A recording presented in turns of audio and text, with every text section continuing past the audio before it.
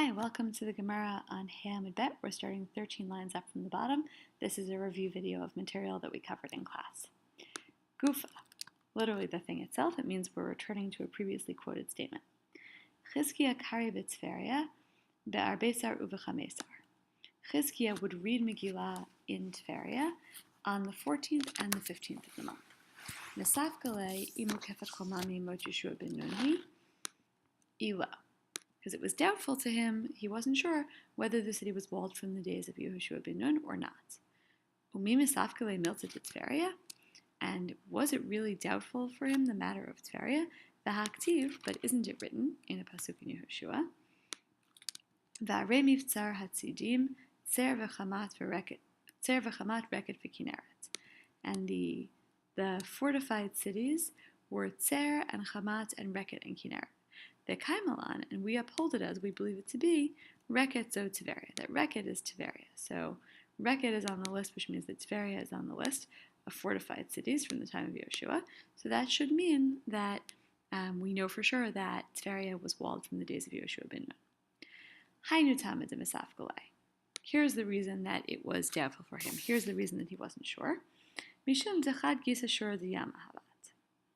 Because one side of Tveria is actually not really a wall, but the wall of the sea. It's the water.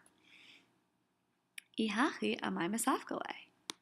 But if this is the case, why was it doubtful for him? V'adai lav chomahi. Then for sure it's not a wall. Oops. Masafkale v'adai lav chomahi. But then in that case, it's for sure not a wall if it's the water. Titania, as we learn in a Braita, starting with a quote from Vayikra, Asher lo choma. We've seen this pasuk before, that it has a wall. This is talking about Batei Arei Choma, talking about cities that are walled for the purposes of Yovel.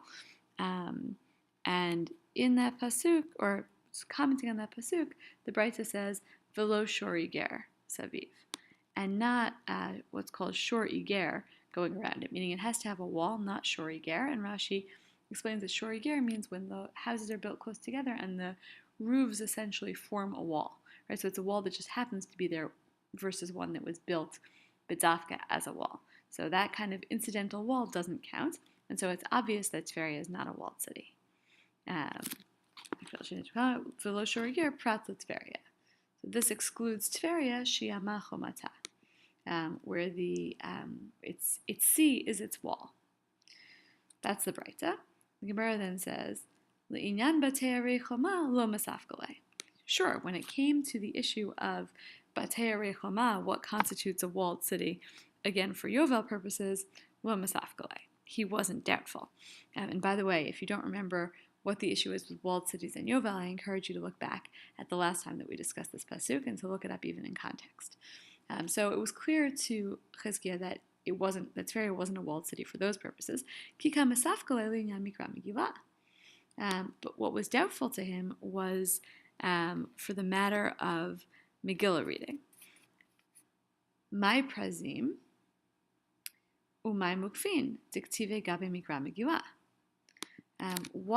What does prazim refer to, and what does mukfin refer to that are written regarding the reading of Megillah? Right? It's not the same terminology, especially this word prazim. It's not really clear what that means. How do you know if it's walled or unwalled for the purposes of Megillah reading?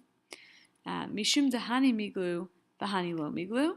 Right? Maybe it's because maybe it means that these are open, unprotected, and these are not open, right? Meaning the walled cities are not open and the unwalled cities are open. And if that's the case, v'hanami miglaya.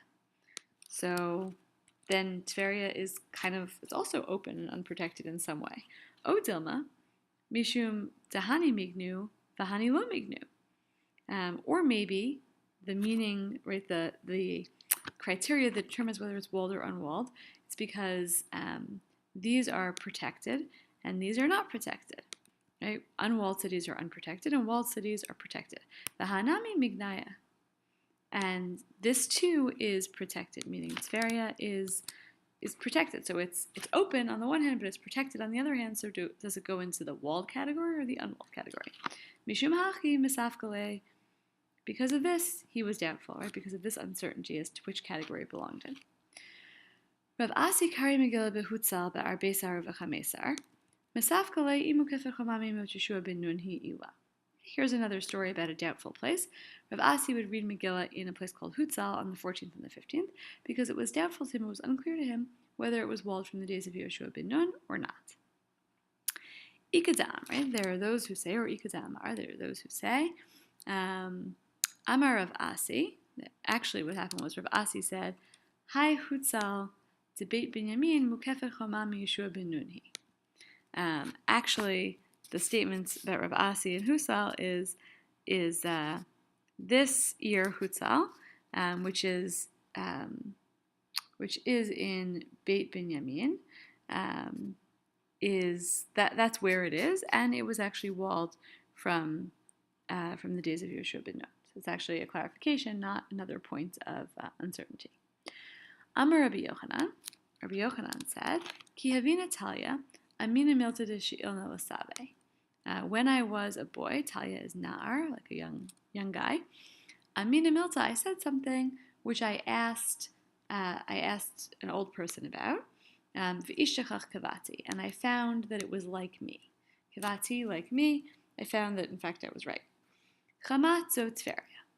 Chamat is Tveria. They're one and the same place. V'lam nikra shma Chamat, and why is it called Chamat? Al shum chamei Tveria, because of the hot springs of Tveria. Right? This word chamei Tveria, the hot springs of Tveria, looks a lot like Chamat. Reket zo Tzipori. Reket is Tzipori. They're synonymous. V'lama nikra shma Reket, and why was it called Reket? Mishum de medaya kirakta de nahara, because it sort of hung down like the bank of a river. Kirakta de nahara, like the bank of a river, looks just like Reket. Kineret zo ginosar. Kineret is the same as ginosar. They're the same place. V'lama nikra shma Kineret, and why was it called Kineret? De metike pera kakala de kinare, because its fruit was as sweet as the voice of a kinor, of a violin. Amar Rava. Rava said, Mi ikalamanda amar Reket lav Tveria? Is there really anybody who thinks that Reket is not Tveria? V'ha kishchiv inish hacha, hatam saftile hachi. Isn't it the case, v'ha, isn't it so, that when someone dies here, shchiv inish, someone dies, here, meaning here in Eretz Israel, in Tveria, hatam saftile hachi. Here, in Bavel, they eulogize them thus. Gadol hu b'shashach, he was great in Bavel, shashach is Bavel, v'shem lo b'reket, and he had a great name, or he was sort of well known in Reket. So they use Reket, and there's no way to know it exactly from this, but the idea is that Reket is being used as synonymous with Tveria. V'chi maske arona lahatam, and when they bring his aron, his coffin, to there, meaning to Israel, safti lehachi, they eulogize him in the following way. Sorry, I'll put a comma there. Ohave sridim yoshvei Reket, the lovers of remnants, those who dwell in Reket, Tze'uva kiblu haruge omek, go out and receive those killed in the valley. So again, this sort of flowery language, those who died in Babel should be accepted into this place called Reket, right? People of Reket, you should go out and accept, take in those who died elsewhere. And again, the implication is that, and it says Haruge Omek, killed in the valley. The implication is that Reket is Tveria. Again, it's not an airtight proof, but that's the implication. Kinach nafshe de Rabbi Zera, when Rabbi Zera died, patach aleha saftana, the eulogizer, the person giving the eulogy, opened as follows, opened his eulogy with these words. Eretz Shinar Haravi Elda, the land of Bavel sort of gave birth to him. Rabbi Zera was from Bavel originally. Eretz Gidla Shashueha. And his delight grew in Eretz Yisrael because he then moved to Eretz Yisrael.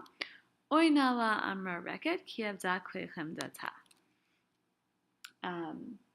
Sort of woe now, says Reket, because its beautiful instrument has been destroyed.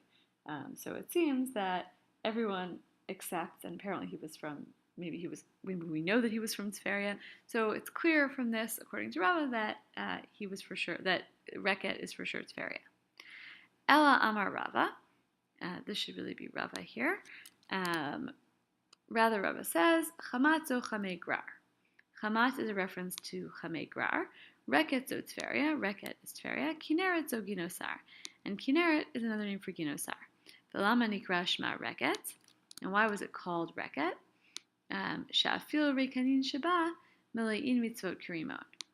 Because even the emptiest among them was full of mitzvot like a rimon. So again, sort of a pet name for the place, something reminiscent of one of its attributes, which is that people who lived in Reket, which is also Tveria, were very full of good deeds. Rabbi Yirmiyah Amar, Reket Shma. Rabbi Yirmiyah says, no, well, the place name was really Reket.